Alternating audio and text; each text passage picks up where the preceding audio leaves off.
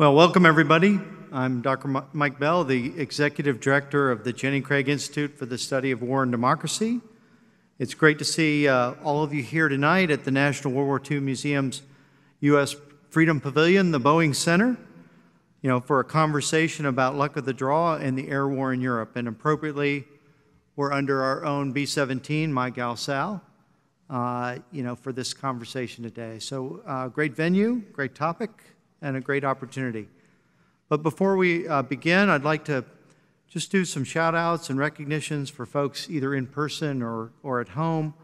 Our museum tradition is to recognize any World War II veterans, home front workers, or Holocaust survivors in the audience. So, anyone here tonight? Last time we were honored to have Nicole Spangenberg from the French, but she's not with us this evening. So, well, next time. But let's give them a round of applause anyway, and thank you them for their service. And then I'd also like to acknowledge any veterans or active duty members of our armed forces from any era. Would you either stand or raise your hand to be recognized, please? Thanks for your service.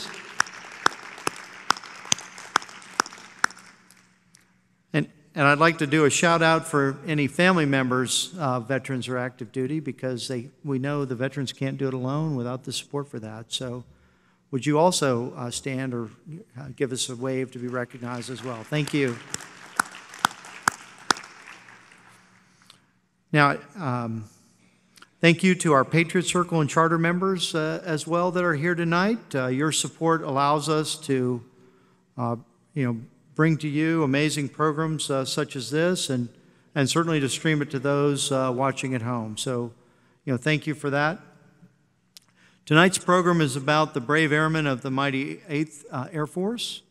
It also is an opportunity to give a special shout out to Peter Merlone. Peter's a generous supporter of the Jenny Craig Institute for the Study of War and Democracy, and in addition to his wife Denise and his mother-in-law Jenny Craig, who've been quite generous in this. But Peter's dad, Chuck, also served with the 8th Air Force. He was a lieutenant navigator in the 748th Bomb Squadron, sadly wounded over a mission over Germany and had a long convalescence. But, thanks to the Merlones and the Craigs for all the support they have for the Institute and our programs.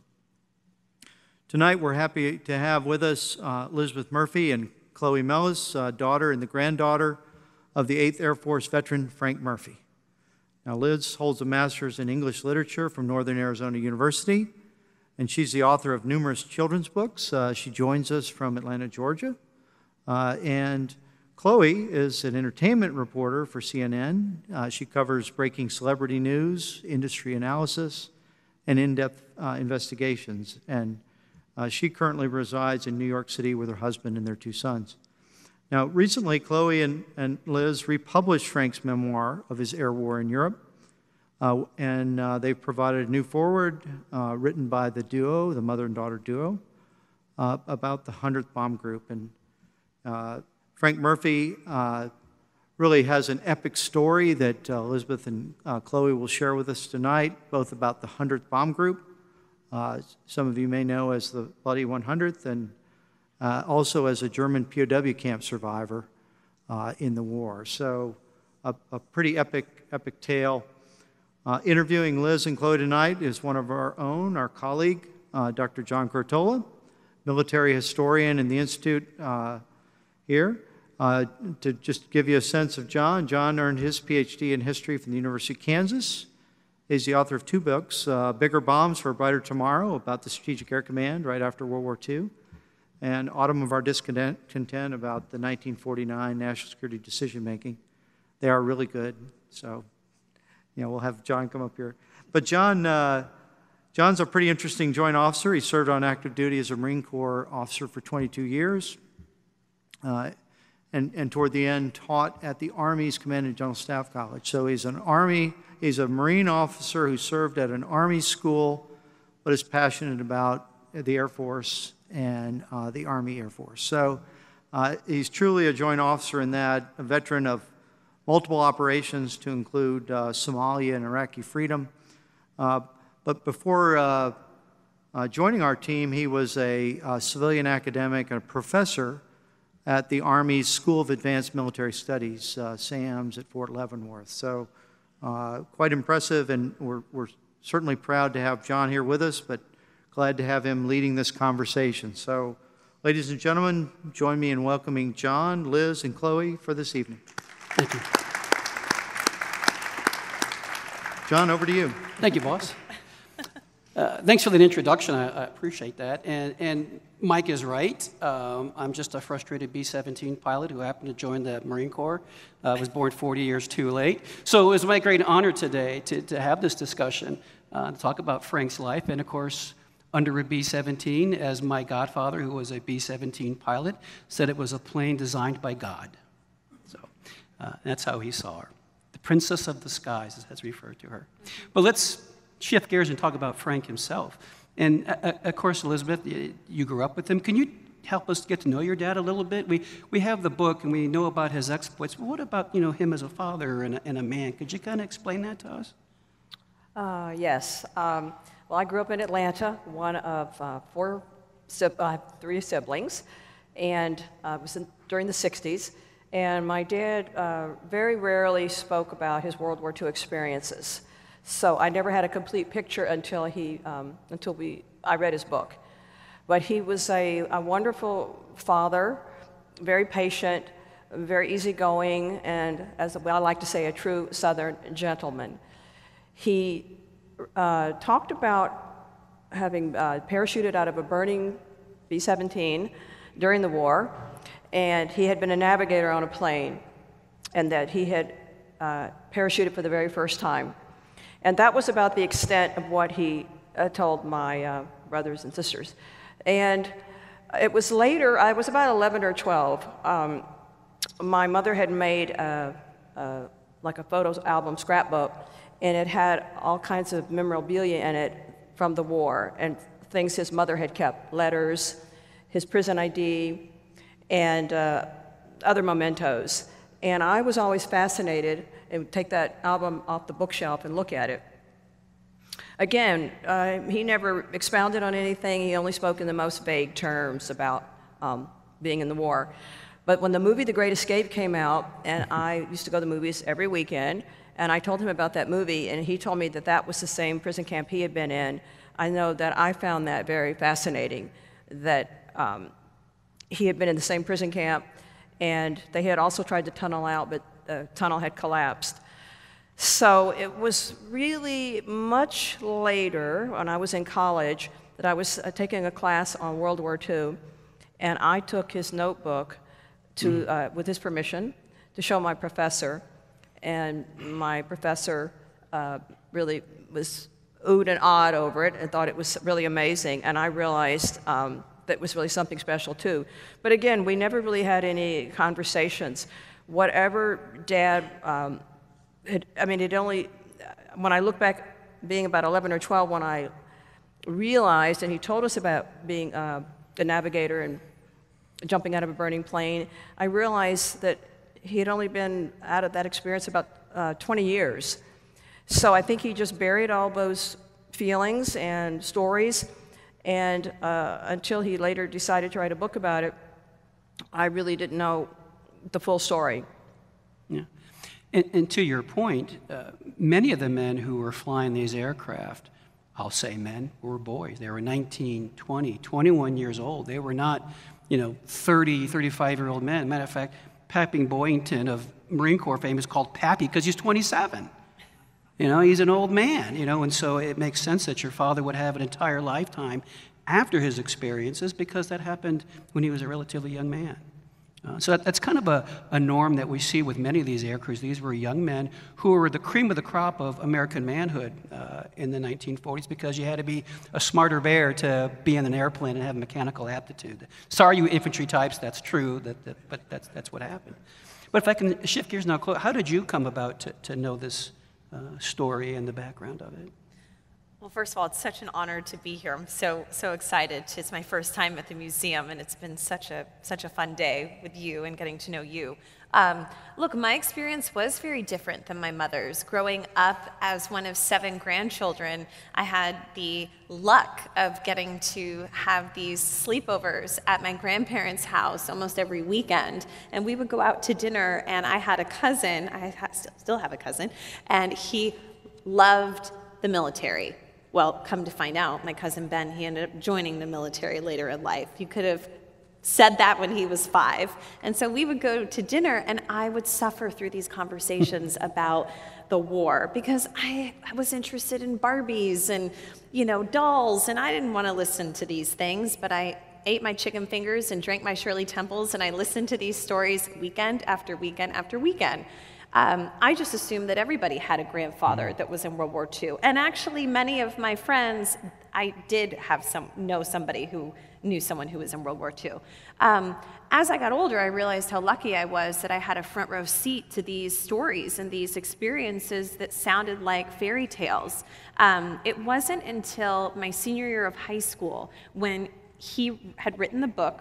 It had come out for the family, and I had him come to my high school and speak, and he got a standing ovation, and it was at these moments that I realized that Grandpa's story was really special. I still had not read the book by the time I went to college.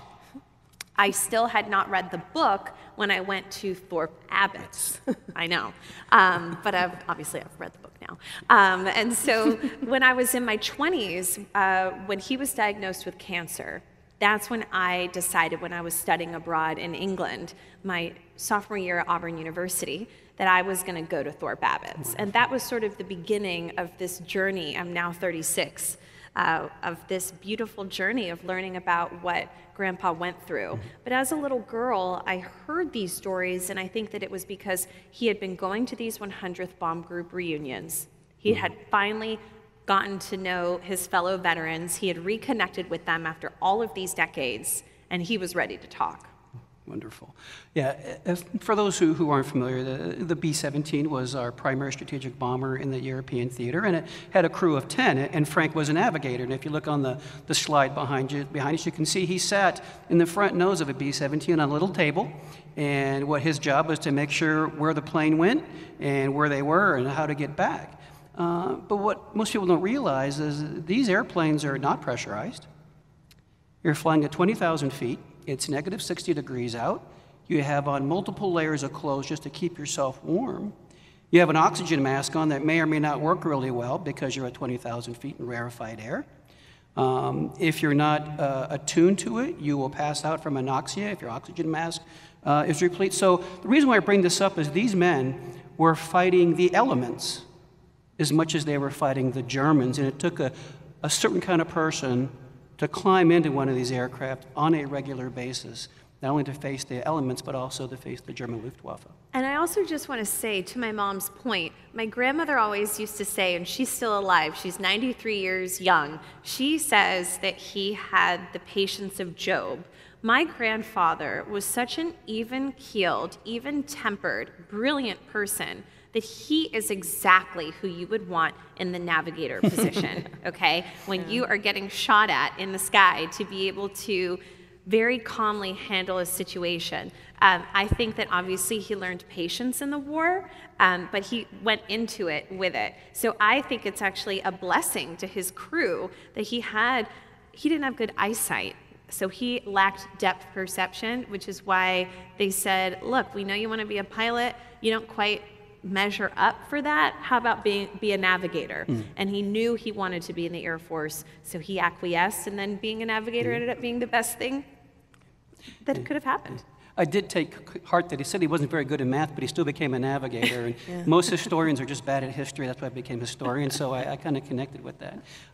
He flew with his crew, but not on every mission. He had the nose art, as we have on the screen here, Bastard's Bungalow, and nose art is a great expression of men in combat. But on the mission that he actually didn't come back on, he was flying on a different plane. But he was flying out of East Anglia, and I put up on the screen there, which is on the very eastern edge of the UK. And I've circled where Thorpe Abbotts is. that you visited. And can you give us a little insight on your visit to Thorpe Abbotts when you made it?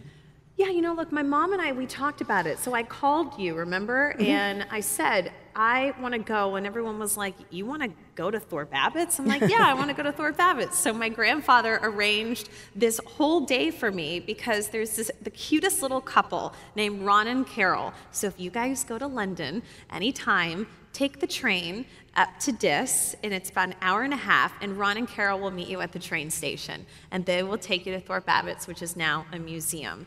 And inside the air traffic control tower, which is totally restored, is a museum. And inside there are these glass cases with mannequins wearing A2 jackets. And again, remember, I'm a sophomore at Auburn, and this is like my first foray into my grandfather's experience. And we walk in, and Carol, who I don't even know if she's 5 feet tall. She walks in and she opens up the door to the air traffic control tower and she goes, "Hello, boys." And all the hair on my arms stood up. Yeah. I was like, oh my gosh, it's definitely haunted. And so it was amazing. And there's a lot of stuff that's overgrown there. So there's like weeds and the runway's overgrown. So I'm telling you, if the right person went there and put some money into it, I bet you we could find some. I want to go out there with like a metal detector and see what I would find. And the Nissen huts, they're all overgrown. Right. We got to go out there. Yeah.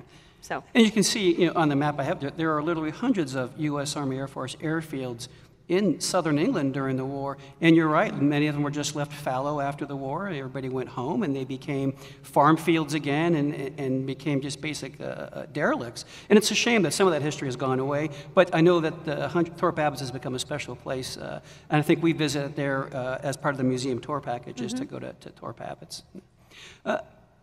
Elizabeth, I'd like to ask you a question about Frank's last mission, at least mission while he was flying at any rate, on the 10th of October 1943. He was flying to a place called Munster in Germany proper. And can you give us a little description of that mission and how he came to bail out of his B-17? Sure. Well, that was his 21st mission, and you only had to do 25. So that was a very fateful day for him. And as he writes in his book, it started out just as a normal Sunday. Yeah. And I believe they were on their way back from the bombing run. They were bombing railway yards and factories. And they just became under very heavy fire and artillery. They had 2 fires actually in the plane. And at some point, the co-pilot came back and told him that they needed to bail out.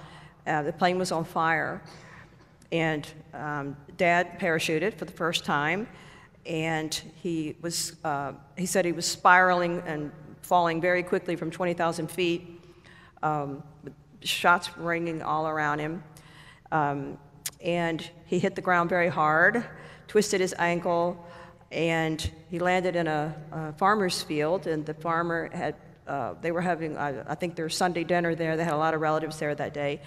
And they came out to see what all the commotion was, and they took Dad into their farmhouse, which really they weren't supposed to do apparently, and they kind of cleaned him up, but they also called the police, and the police came and arrested him, or took him into custody, and they were also capturing other people that had bailed out, and so when he was captured, he came up with his pilot, Cruikshank. I mean, at some point, they were all gathered together. And within a few days and a lot of interrogation, he was taken off to the prison camp. And he had a very good recollection. He even said he looked at his watch. It was like 3:10 in the afternoon when he hit the ground. And so, yeah. And, 2 men died that day. Yeah. And so one was the tail gunner and the other was the radio operator.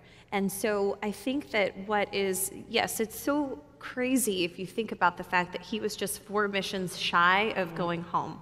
And he actually kept writing in these telegrams that if you read the book, that's one of my favorite parts. He's writing his mother and telling her that he's going to be home soon. I don't think that he ever thought that he was going to be a POW. Now, better to be a POW than be killed in action. And so I think that, fun fact, which we'll get to later, he ended up having no hard feelings, I'll tease this for you guys, for the Germans who turned him over. And we'll get back to that in a little bit, so I'll leave you with that. Yeah.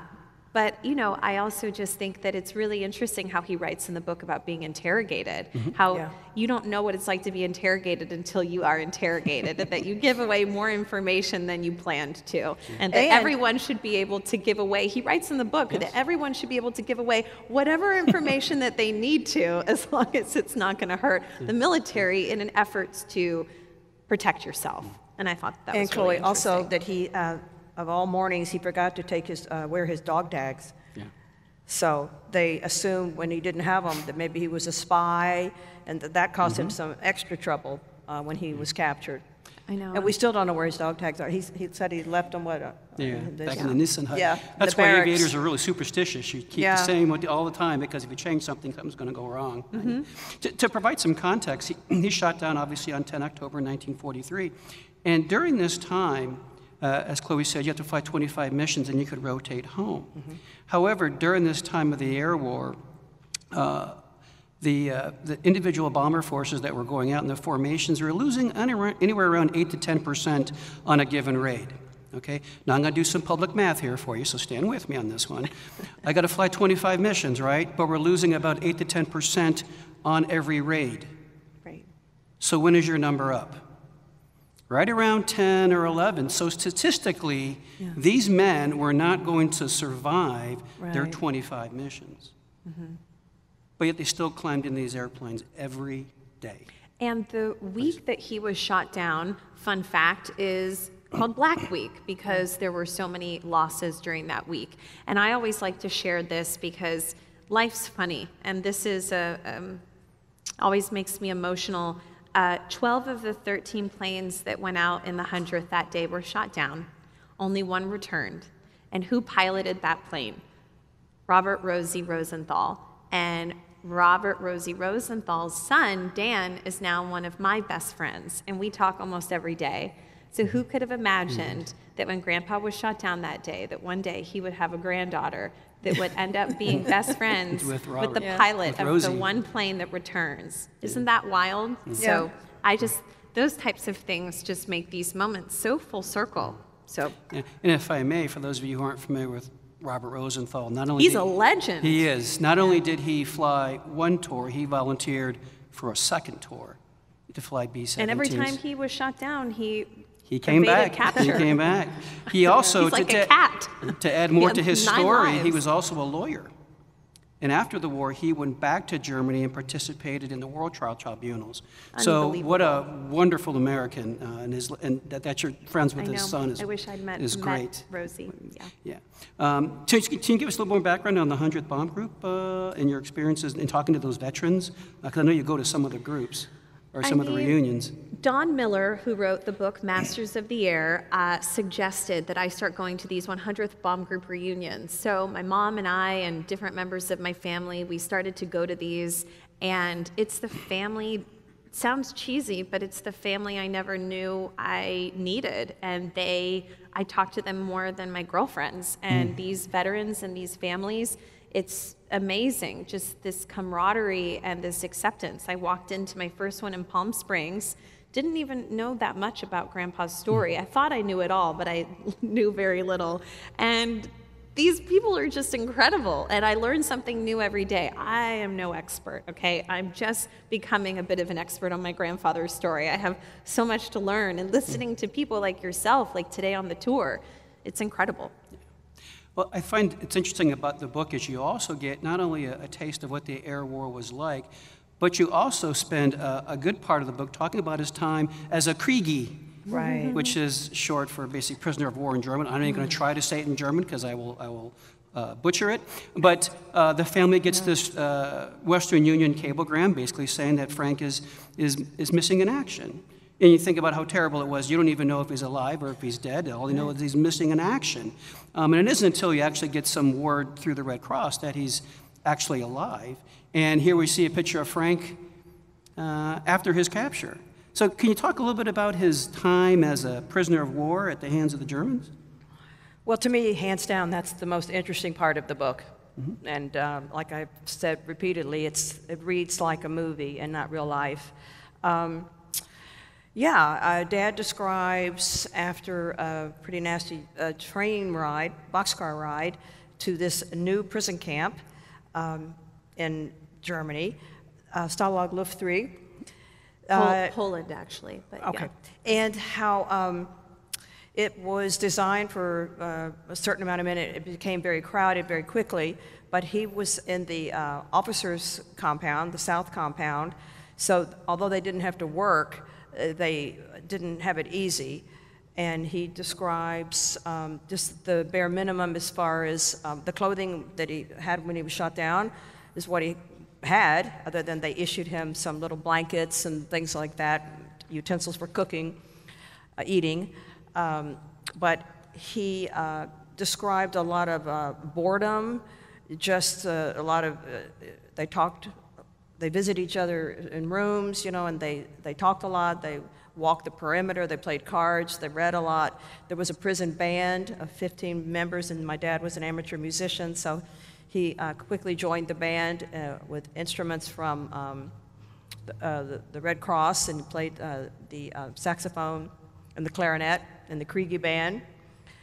And he also describes how miserable the food was, just black sour bread that they got, I think, a loaf a week each, and just really terrible conditions, and no hot water, no heat. He lost a lot of weight. He got down to 135 pounds and wrote to his mother. He was always asking for handkerchiefs, socks, clothing, and she was sending packages, but it was taking for him forever to receive them. But it was, very difficult conditions, a lot of boredom, and a lot of time thinking about getting home sooner than what actually happened. And I guess Chloe can tell a bit more about when he got moved to the second prison camp, which was worse than the first one.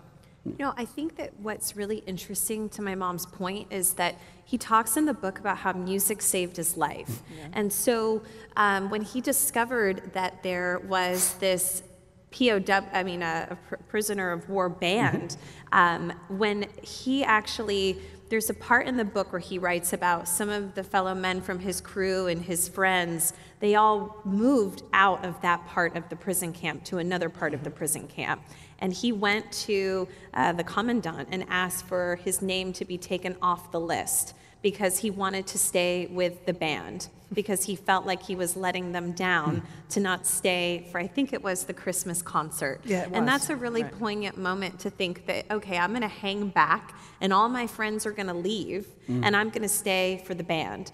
And he writes in there about these men are so depressed. They don't know, he writes, if they're going to be prisoners of war for years. They have no idea. There's no end date. There's no way to know. And so there's obviously, like she says, little to pass the time. But what I found just so inspiring was that how he would put on these concerts, and they even built a performance hall. They spent months, these men, building this hall and doing that. I also just think that what's really interesting is he has these telegrams that I guess, I don't know if his mother must have held on to them, but then he had his. Right. And so he has this range of emotion where he's writing her and writing her and writing her, but she's writing him and writing him, but he's not getting the telegrams. Right. He's getting the telegrams almost a year later. It's Christmas, and he's getting the one that she wrote the year before. And then he starts writing to her.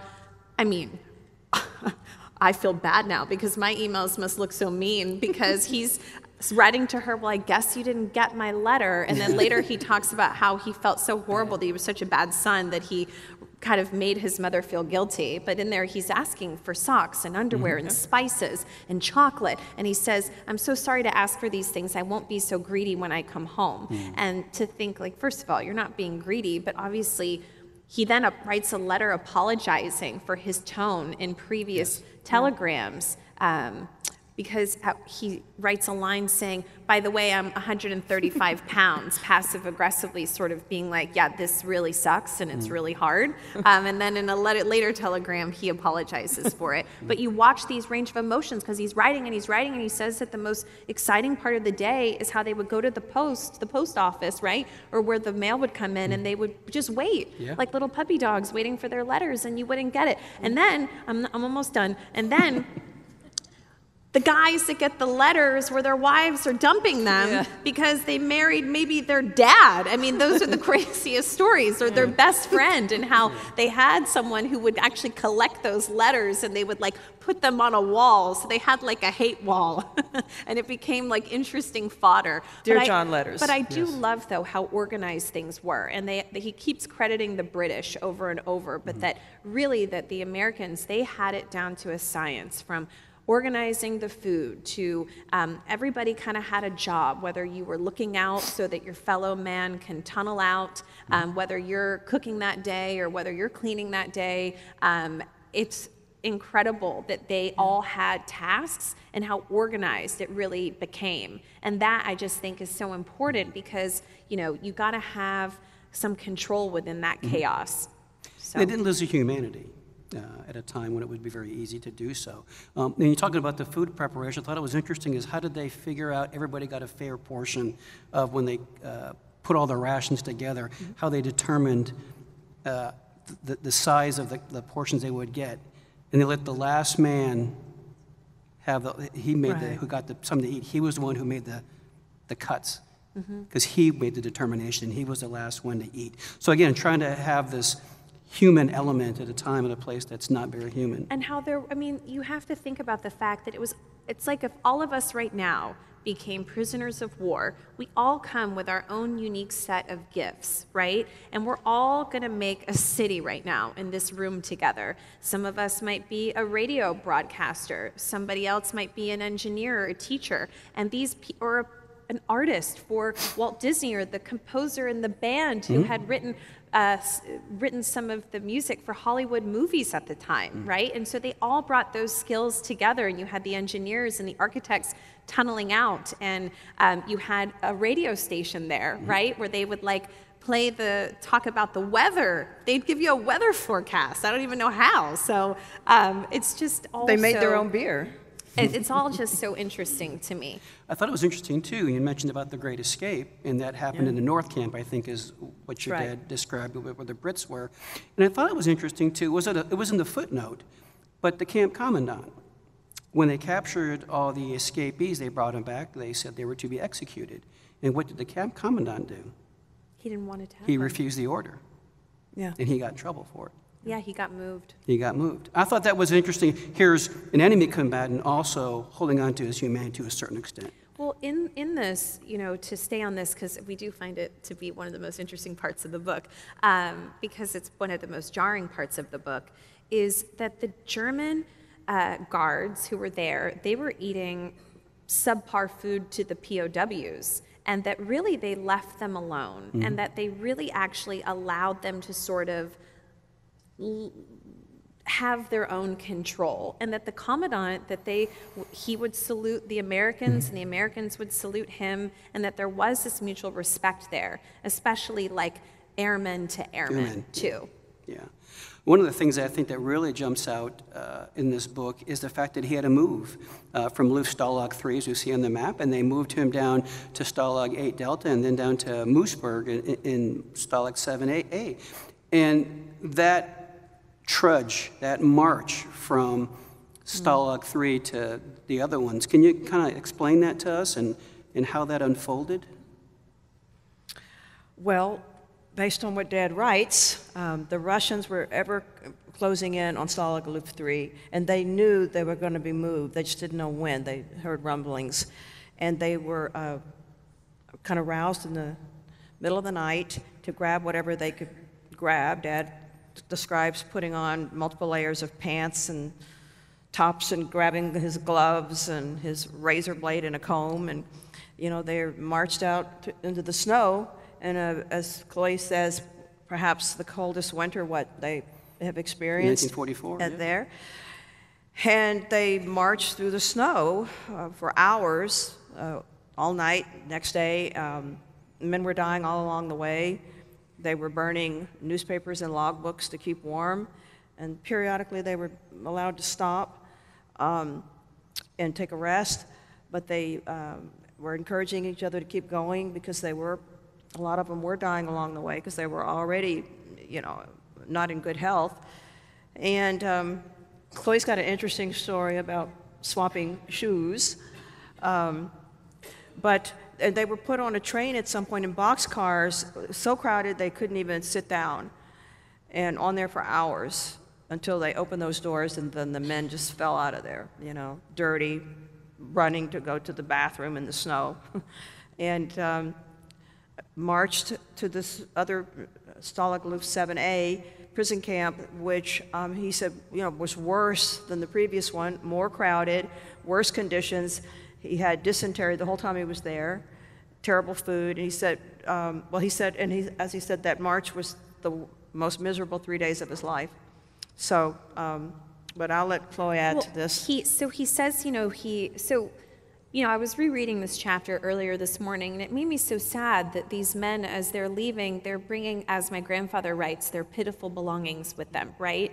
But some of these men are bringing home certain things that they wanted to bring home to show their families, and they're so cold, and they're losing their minds, and they have built these sleds, and they've, created things to bring with them on this march, and they're so worn out, they're so tired after like 5-6 hours of marching that they start burning their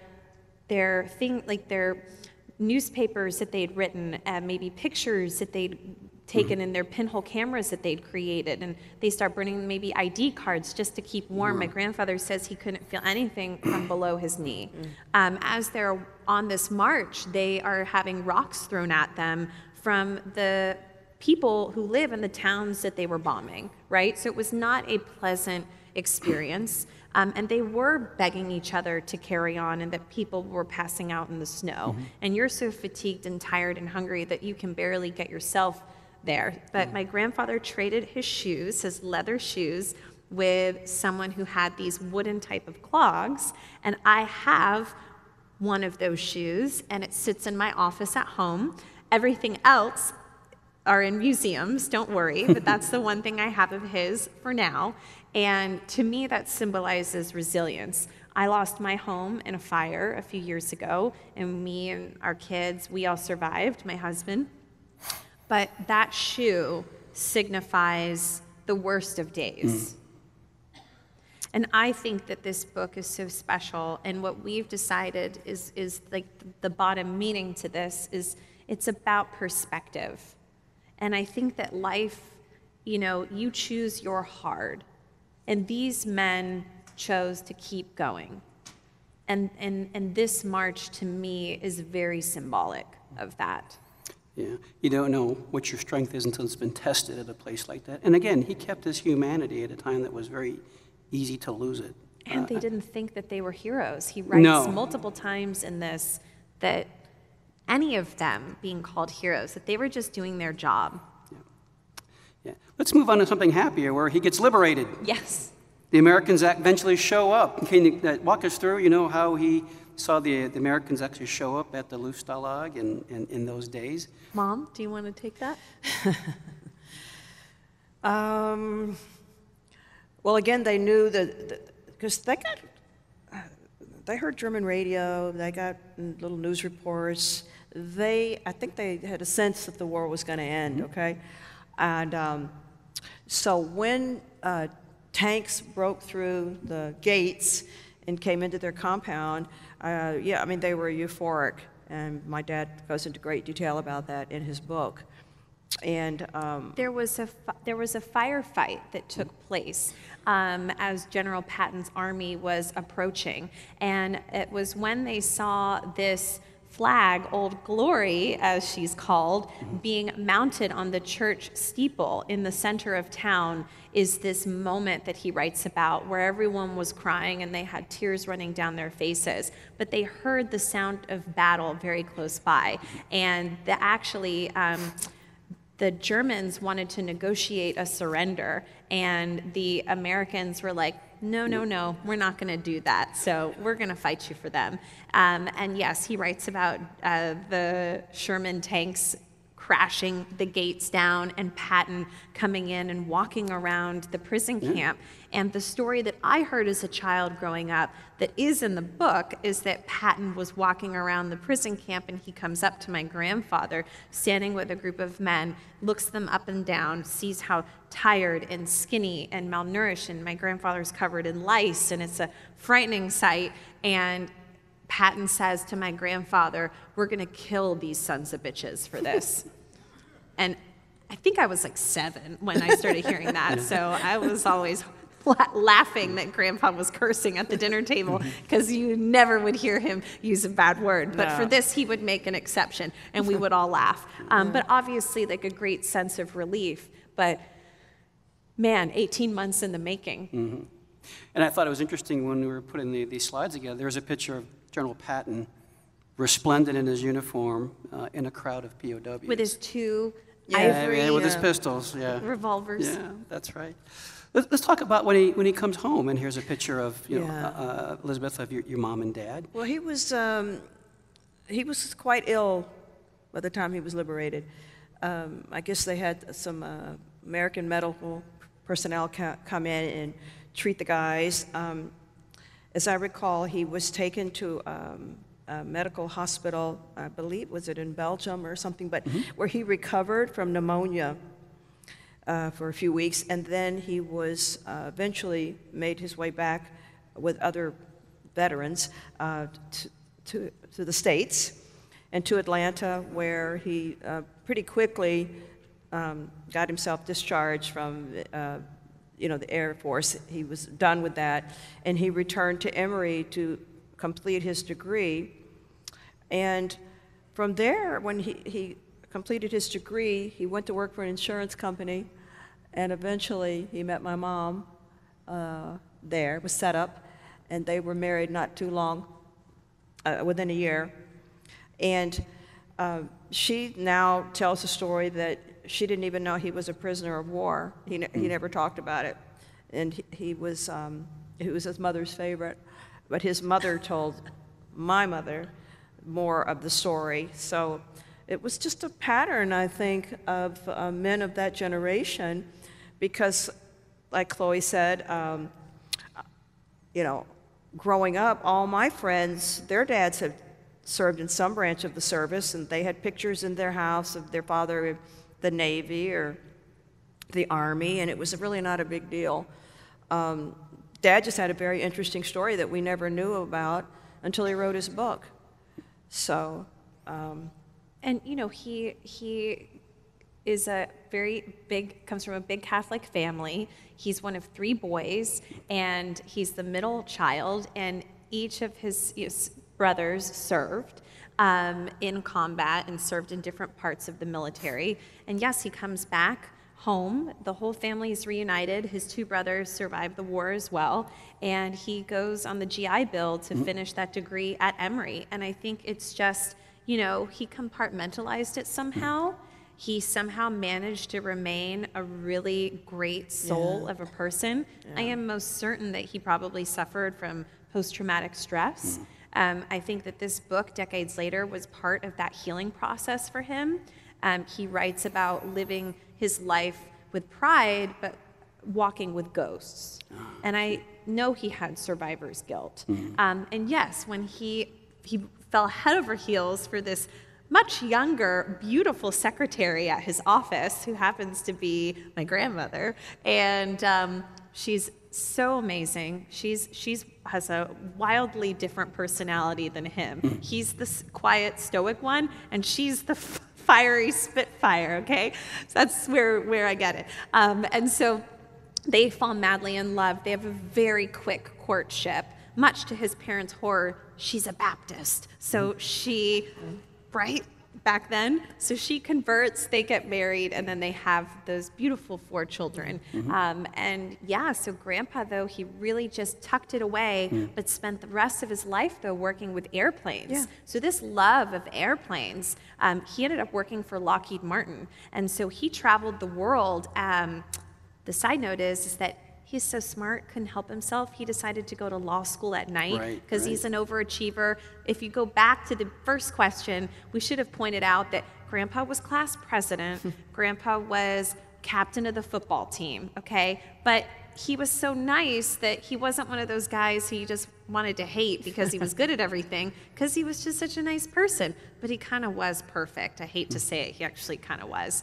And so he's like Reese Witherspoon in the movie Election, anyway, but a guy. But anyway, so he goes on to work for Lockheed Martin, and he's a corporate attorney doing all of the contracts, and it sent him all over the world. And eventually he worked in Saudi Arabia running the offices for Lockheed Martin there. And my mom actually lived with her parents after she got her master's degree, and so she was with them overseas, and that's where she met my dad. My dad is from Greece, so I'm connected to that part of the story. But I just love that he spent, although that short period of time where he met my grandmother working in insurance, how he spent the rest of his life working with airplanes. Yeah. I just think that that's just so poignant, you know? Once you're bitten with the aviation bug, it's all over. I will tell you that right now.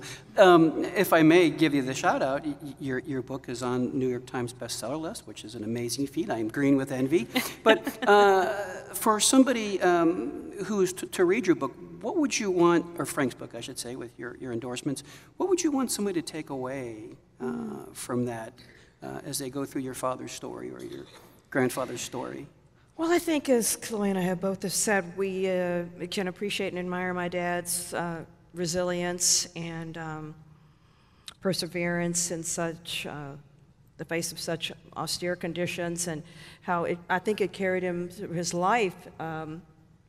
He was always looking forward, never looking back, very patient, and he was such a patriot. I've said this before. If he heard the Star Spangled Banner being played, he would get tears in his eyes. He was a very humble man, true Southern gentleman. And he was the one everybody in the family came to when they had a problem, because they knew that he would never talk down to you. He always gave great advice, great advice.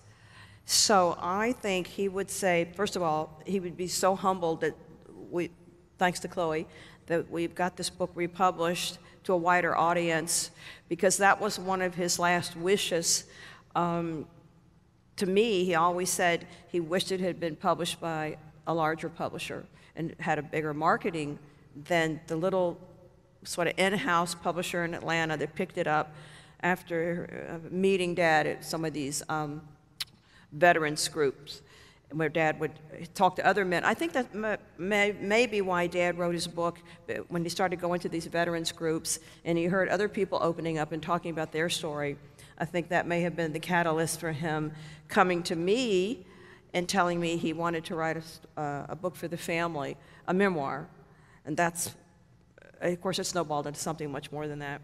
So he was a patriot, and he would be thrilled that it's shining a light on the mighty eighth, that's for sure.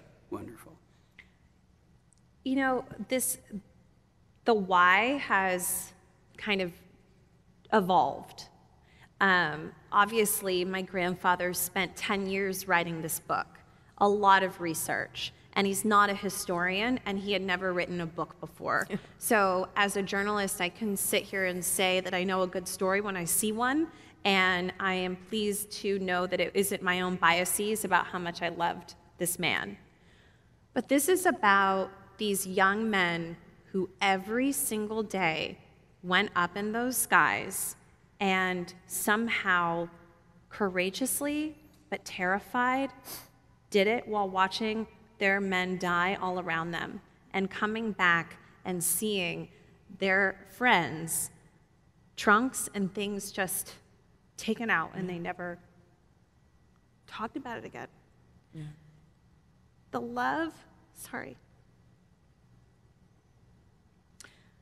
The pride I have for our veterans, not just World War II, is so immense, and it's places like this that make me so proud to be an American.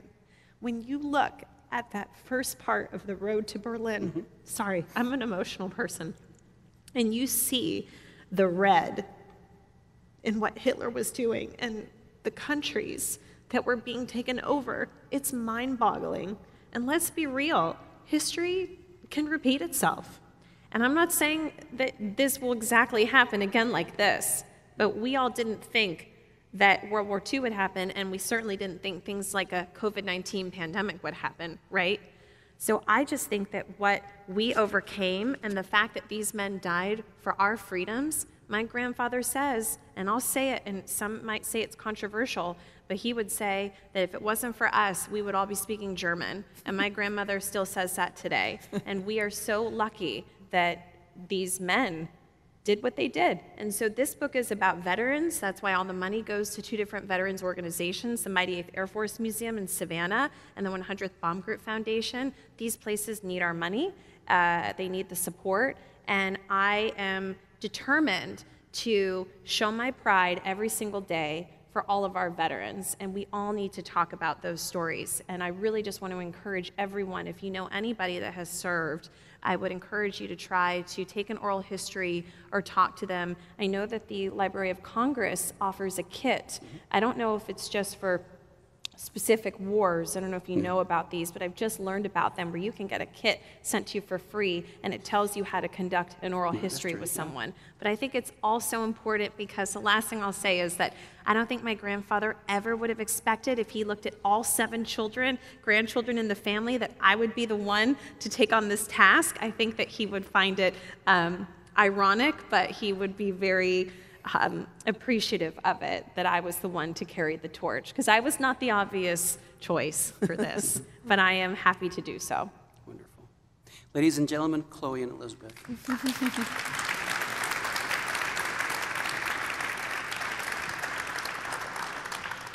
Thank you to our panelists. This museum is founded on the stories of the veterans and the eyewitnesses of World War II, and you two ladies and your entire family have done a great job of bringing this story to our attention, to thousands, tens of thousands of other people's attention. So thank you very much for being here.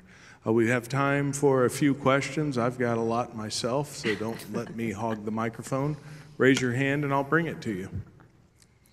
We'll start to your left, all the way to your left towards the front, please.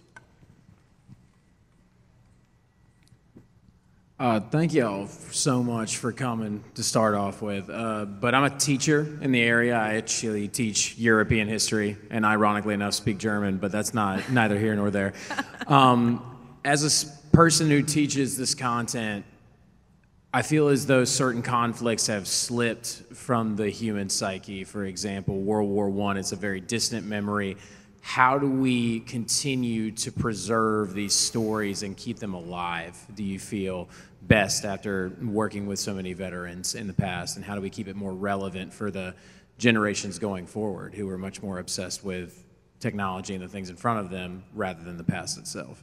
So thank you for asking that. That's such a great point. And it's that's why I say, okay, there's something in this book for everybody, right? And that you don't just have to love military history to enjoy a day at this museum. You don't have to love military history or even have known anybody who has served to enjoy parts of my grandfather's book. This is about a massive amount of education and trying to teach everyone that this is really important because we're all affected by it, and also doing it in a fun way. I think that all of us may remember a history class or two that was tough for them. I certainly do. And I think that it's making it fun. I think that whether that's through TV shows or movies or social media, but finding fun ways to do it. And I think that things like this are interesting to a younger generation. We just have to try to get them in, you know? And that's my point, is that I won't go into this too much, but it wasn't an easy sell, this book, to get it. You want to call it republished, I say published. It was not an easy sell. And now look, it's a New York Times bestseller. And it's not just an older generation buying the book. I can't tell you how many young women have sent me pictures of themselves reading it on the beach. So I don't know if they liked it, but they sent me pictures of themselves reading it on the beach. So I think it's complicated, but I think that places like this are so cool, and I know all my girlfriends would enjoy a day like this with their kids or even on their own. It's about how do we tell them it's here. But I mean, this museum, everybody knows it's here, so I'm not saying specifically this one. You can bring them on a field trip, sir. Yes. Next question's in the center here. Okay, well, I just got an answer. May have the silver on the head, but got the fire in the heart. And that's how we keep this going and keep it alive, because I know what my dad and my uncle went through, and seeing the picture of Georgie Patton there, this old Marine ain't letting it die. And because my uncle was in the original 3rd Armored Division, I was Army prior service, I'll admit that, yes. Then the point is, it's up to each one of us. And I agree with what you said in your closing remarks. This country is still our country. It's our America. All these other forces out there tell us, oh no, you, like after that 2020 election, these people, white male over 60, yeah, I'm in the club. You have to be re-educated or something. No, that's what the Vietnamese did to their people and why they tried to swim to the Philippines when I got out of high school.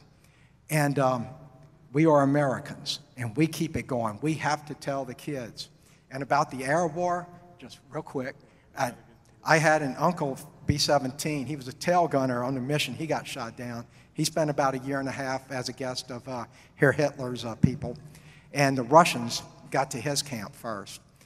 Politics involved, right? But it's, anyways, thank you very much. Next question's going to be to your far right.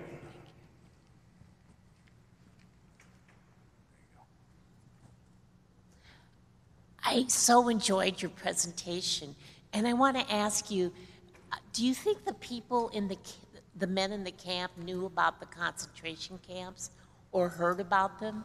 And what happened to the German soldiers that were in charge of the prison camp? Okay, so I hate to keep taking the questions. I don't mean to take them from you. So, That's fine. okay, this is might be a controversial answer. So I would hope that you could help me with this. I asked my grandfather. So my grandfather died in 2007, right? So he lived to see 9/11. He lived for me to get through high school and to learn about the Holocaust extensively. And obviously, I was really interested in the Holocaust because I think that the way that that's taught, and obviously it was, it's so mind-boggling and so awful what happened, and not that long ago, and at the time in my grandfather's lifetime, that I spoke to him a lot about the Holocaust. And obviously, when Schindler's List came out and movies like that, he claims that they didn't know. He claims he didn't know about the concentration camps. He writes in the book about how, I think he mentions it in the book, about the concentration camps. But I've always wondered that too. How could they not know, especially since Stalag Luft 3 was so close to Auschwitz?